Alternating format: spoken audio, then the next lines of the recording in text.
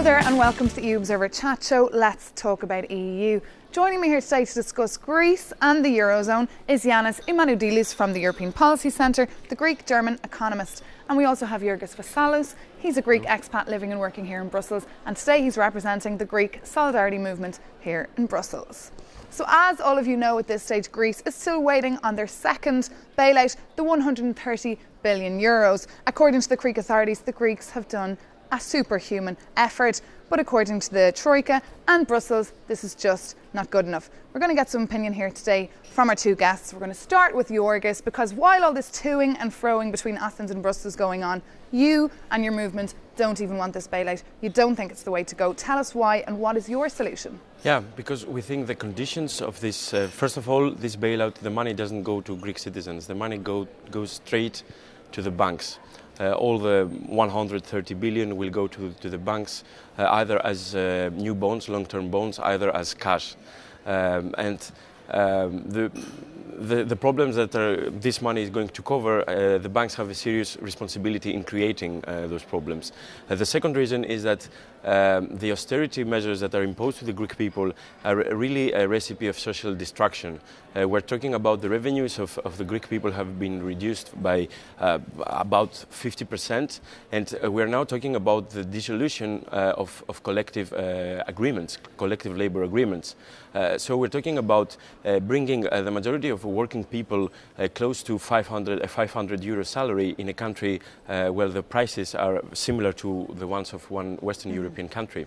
But the Greek authorities, they want this bailout, and they were given two conditions last week by the Eurogroup. One was to come up with another 320 million euros, and the other was to get a signature from George Papandreou, the head of PASOK, and Antonis Samaras, the head of New Democracy. They did those three conditions, so they want this bailout. Do you think they need it?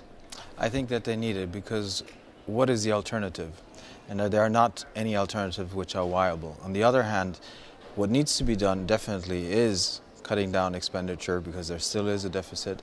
There is a need to structurally reform, deeply reform the country, but at the same time the recipe up to now has not worked, because there is no balance between, on the one hand, the necessity to reform and to cut down public spending, but on the other hand find ways of increasing or finding ways back to growth. The country is in the fifth year of recession, which has led to a devastating effect among the public. There's collective despair, collective frustration, collective anger, and that does not help the country to get out of the crisis. And there is this uncertainty. Where is the country heading to? And if this negative spiral of uncertainty is not broken somewhere, the country will not be able to get out. And as long as there is the fear that the country will eventually might have to leave the eurozone, the situation will not improve. Investors, both in Greece but also outside Greece, will not invest in the country, and people will be leaving, especially the young, will be continue to leaving the country if they don't have any hope. So if you don't try to balance austerity reforms by finding ways of economic growth, the country is not going to be able to get out of the crisis. And Yiorgos, you do not want to leave the eurozone. That's not the solution. I think that where the things have reached, the only solution for the Greek people is to go out of the eurozone, and there is a growing number of people in Greece so that. So personally, you want your country yes, to leave the eurozone? Yes, completely, okay. And I think that actually it will happen anyway. I think Greece will be kicked out of the eurozone anyway, and we have to go back in some things that have been told to the Greek people in the last 2 years. In the beginning, they had to accept all these austerity measures in order to avoid a default. So all these measures were imposed to the people that were less responsible for this crisis, which was the workers, the employees, the salary people. These people have not been avoiding taxes because simply they cannot. But these are the ones that see their salaries cut down. Now, they don't say about do all this to avoid default. They say do all this to avoid disorderly default.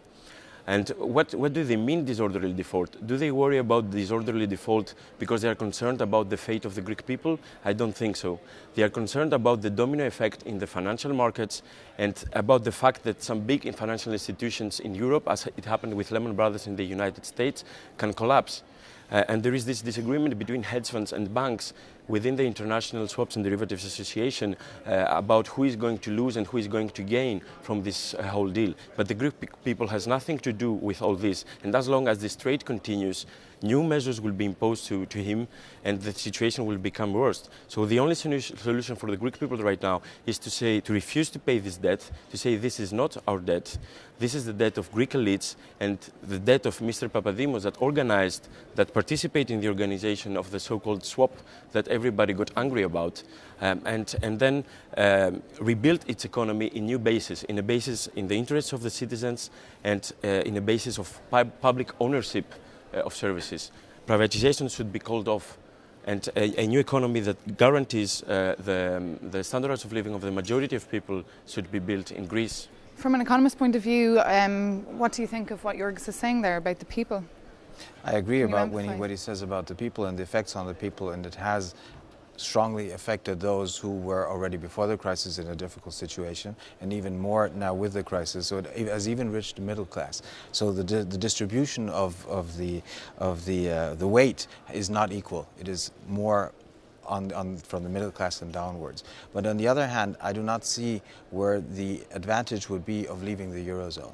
The country would, by leaving the eurozone, not become automatically competitive, because the country does not have products which it's able to export massively. So by having a Greek euro or a drachma or whatever you want to call it, the country by itself would not increase its competitiveness. The country has to reform itself. It has to find ways to increase its competitiveness.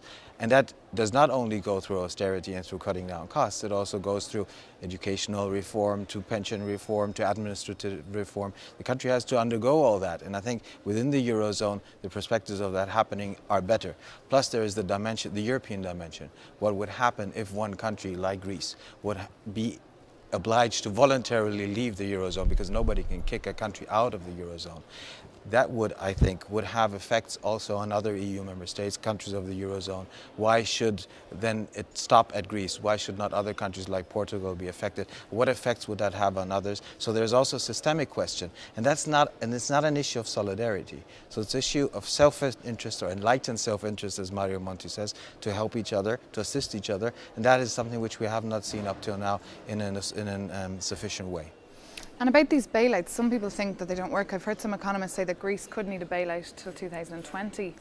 How could you imagine life in Greece being reliant on the international lenders until 2020? Yeah, I mean, the message was always that Greece shouldn't leave the eurozone, because then it will become something like the rest of the Balkan countries, or it will get closer to a more Middle Eastern standard of living. But this is happening already. We're seeing recession. Exactly, this is happening already. When we have 490 minimum wage. In a country that the costs of living are similar to Belgium or France, then this is where are we heading. And this was actually into the memorandum that was written by the Troika and the Greek government, that the salaries in Greece should be compared with the peer countries, it was only named Portugal and South and Eastern Europe. So, I mean, when Greek people entered the European Union, the promise was convergence, economic convergence. But everybody understood, and this was the way that was communicated, convergence towards the top, towards the Western European nations. But what we're seeing now happening is convergence towards the bottom, actually a race to the bottom. So I think that we really have to stop this now. And I mean, the eurozone has proven incapable of improving the standards of living of people throughout Europe. I mean, the eurozone was a product of the idea that monetary union will lead in deeper economic integration and for the interest of peoples. But we have seen that this hasn't worked out. So we have to take a step back. I think with a lot of what he's describing, I agree with what the situation is. And obviously, if you look into economic and monetary union, the way it was constructed was insufficient. There's a clear imbalance between monetary and economic union, and things have to progress on that way.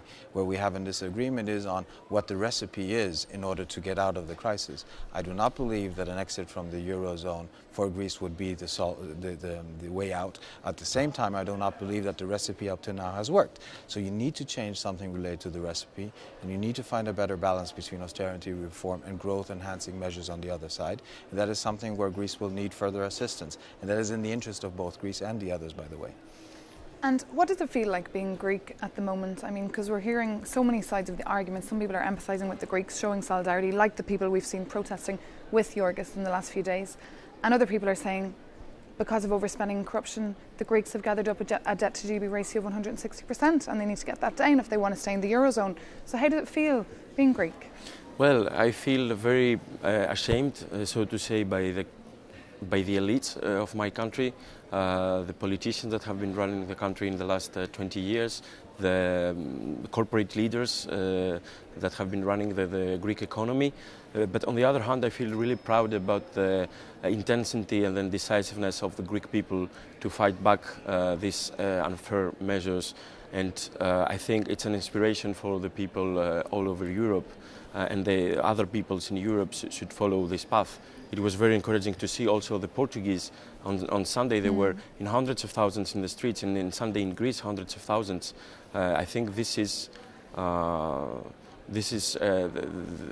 people are showing the way up for Europe today. And another thing that upsets you is the high salaries of the Greek politicians. We saw on Sunday your president said he was going to slash his salary. Did you like this gesture, or did you find it just an insult? Yeah, I mean, that's a good gesture, but in the states that things have reached, it doesn't change a lot in essence. I think that the Greek politicians should have done that way before, and they should have negotiated. They should have sold less cheaper the standards of living of Greek people in all these negotiations. Okay. That would be more helpful than not taking their salaries, in fact. And just one more question for Janis. Back to where we are at the moment, we saw the Dutch finance minister say today that his patience had run out with Greece. Schäuble, the German finance minister, said that giving Greece was like putting money down a pit hole or something, he said. Pot without a bottom.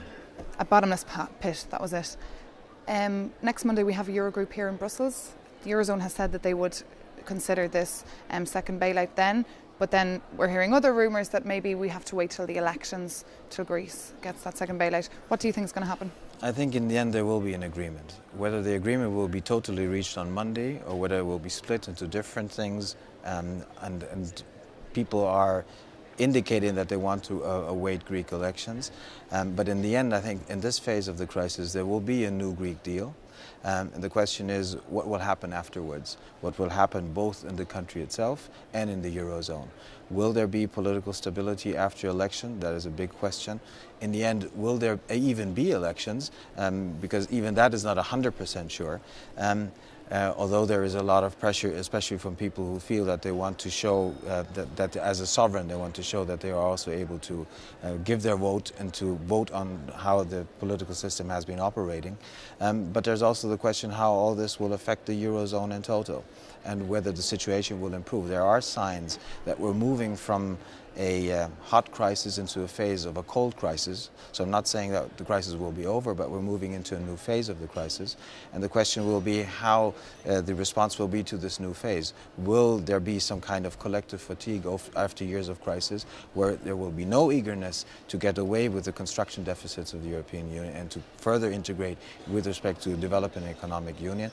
So there is this fear of collective fatigue, and there's also another fear, which is that if the crisis turns from hot into cold, the situation among member states' governments might get worse. There might be feelings of political vengeance, because as the crisis was is in a still hot phase, some things you don't do because you don't want to disturb markets. If you move from a hot to a cold phase, that might be different. So we might see things, collateral damage, which is being imposed on all of us, whether Greeks or Germans or whoever, by this crisis, showing themselves much more, and this is a price which could be very high. So we have to also look at beyond the new Greek deal and things which will come out of that. Okay, Janis from the EPC and Yiorgos from the Greek Solidarity Movement here in Brussels, thank you very much for speaking to the EUobserver today, and thank you very much for watching. We'd love to hear from you, so please leave a comment under this video or write to us at video@euobserver.com. Goodbye.